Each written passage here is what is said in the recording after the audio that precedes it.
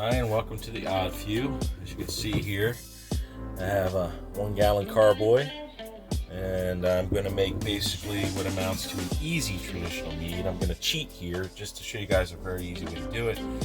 I did rack, let's see, this was my dark cherry mead. This is 48 days old. I've already been drinking it and having way too much fun with it. But this is what we're going to use to cheat. Yep, you see it here. Arizona RxStress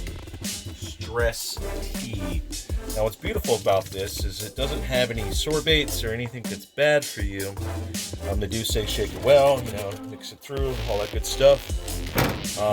It also has black tea in it, which is great for a mouthfeel on your mead. So we're gonna get started here. The only thing I've done to just save some time is I put some raisins in here. Yeah, I know they're not really an actual nutrient, although I do use them that way. You'd have to use a lot to really be nutritious for the yeast.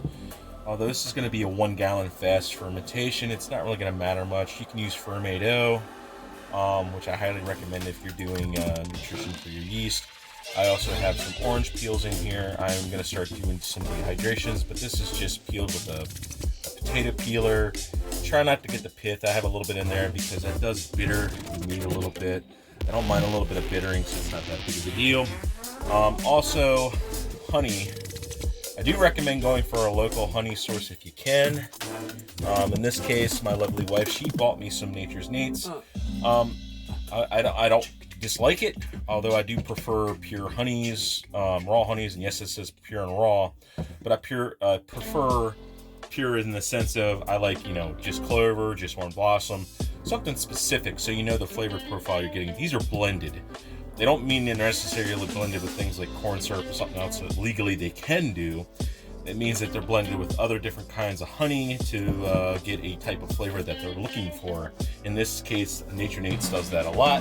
If you ever go searching for them, you'll find different state profiles, which is just different types of blends. They do come from other countries. I digress from that, but this is fine. I'm only using 2 pounds. Typically, you can go 2 to 3 pounds or less if you want to go a low ABV, like a session. So we're gonna make this simple. Not a lot of measuring. We have already something that has been sanitized in this bottle.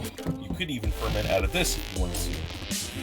We're gonna go ahead and fill this vessel halfway with the tea, add our honey, mix the living bejesus out of it because we do want oxygen in it.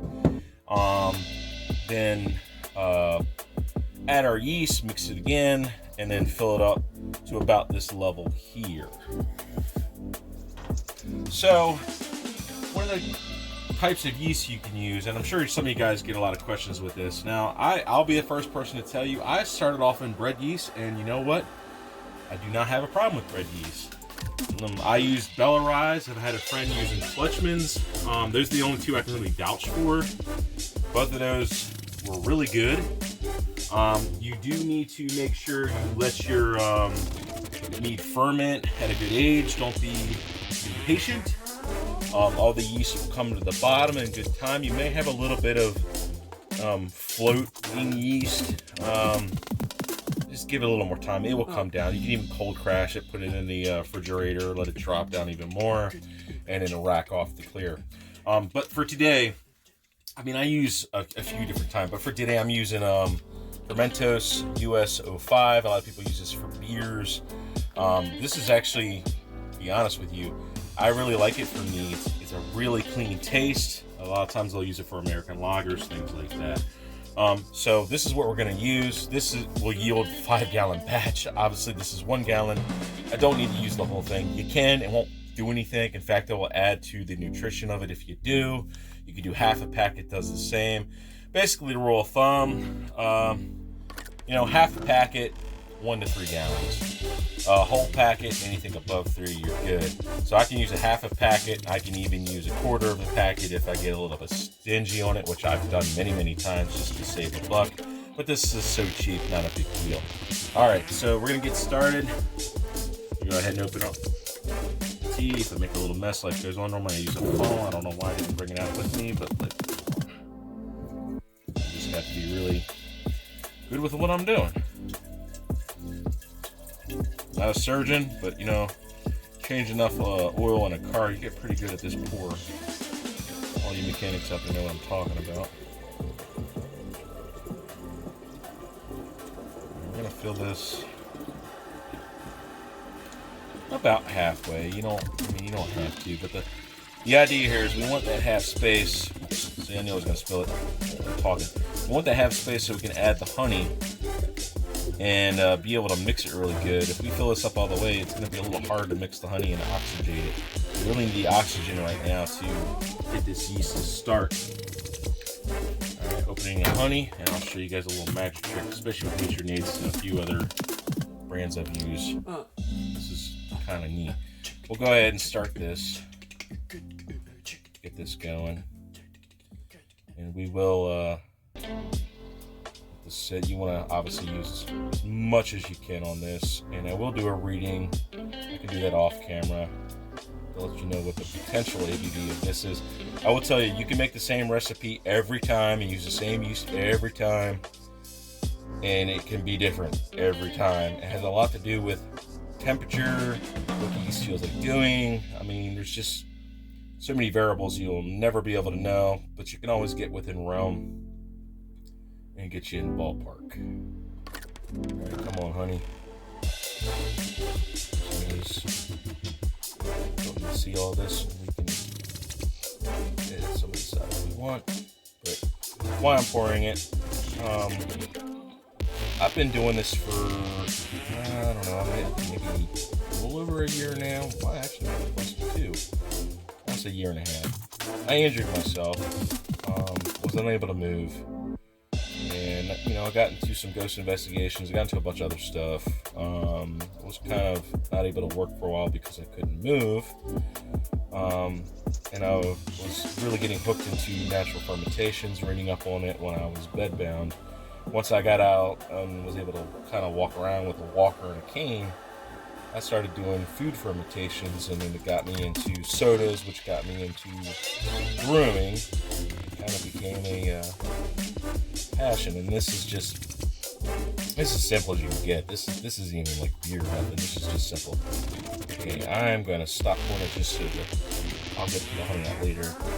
You can pour a little bit of tea in here, a little hot water, break it down, pour it in. You do want to use it. But I'm just going to get out of the way. Now, one of the tricks I do, take the cap from the honey. Look at this.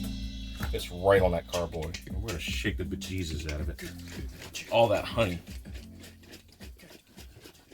from the bottom. You'll see it sticks right to the bottom. Oops. The cap back on. I accidentally opened it. Mix it up.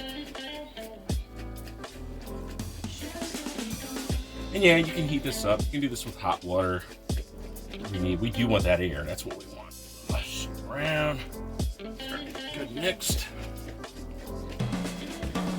Oh yeah, look at that. Nice and mixed. Almost all the way off the bottom.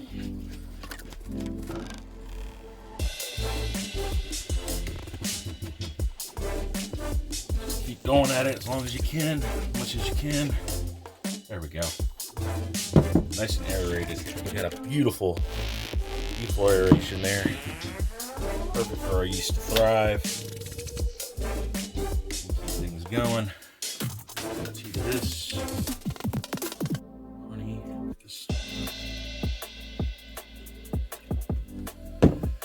Obviously, we get all that honey out.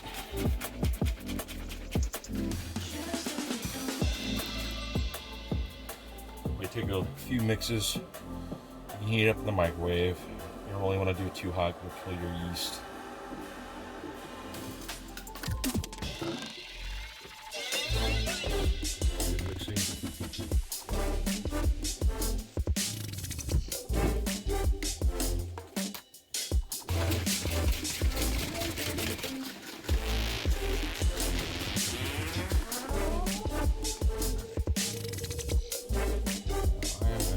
Add my yeast and fill this where I want, and we'll do a Hyrdrometer reading.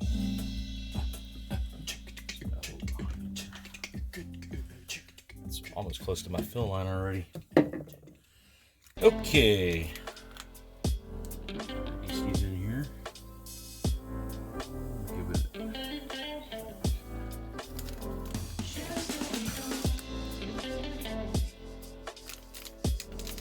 about a third a packet. All right. Fill this and shake the bejesus out.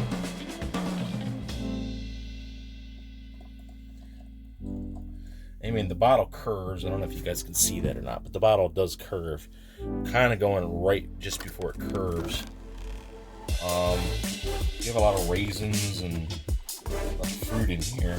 They all expand to their original size because you're obviously adding the liquid. That's gonna, bubbles are gonna come down. That's pretty close. So when this thing starts fermenting, I think I'm gonna stop right there. That's probably being a little greedy. They'll expand, and when the gases come up, they'll come up here. And if you have all the fruit in here, you can create kind of an airlock situation that you don't want. And they can trap the gases and potentially explode on you. I am going to be using air bubblers on this. You can use a balloon with holes, but I'll be honest, use an air bubbler. They're really cheap. It's worth it. And if you want to get these bubbles down, a trick I do is you can swirl it, and they'll go down. As you can see, they went down. It seems to work for me. I know some people have a hard time with it, but I don't. So let me shake this again. It's yeast all stirred up.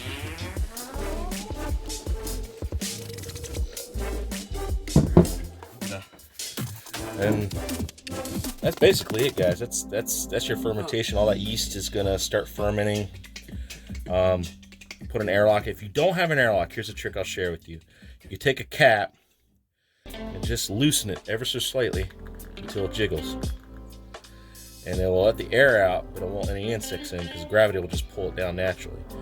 So you can do that and it'll work just fine. You can also take a cheesecloth, wrap it around with a rubber band, take a balloon, like I said, put it on top, hook some holes in it. Those are different ways you can have an airlock. So I will post the ABV and the the hydrometer reading for the sugar gravity and the potential ABV for this. My name is James with The Odd Few. Hope you have a fantastic day and happy brewing.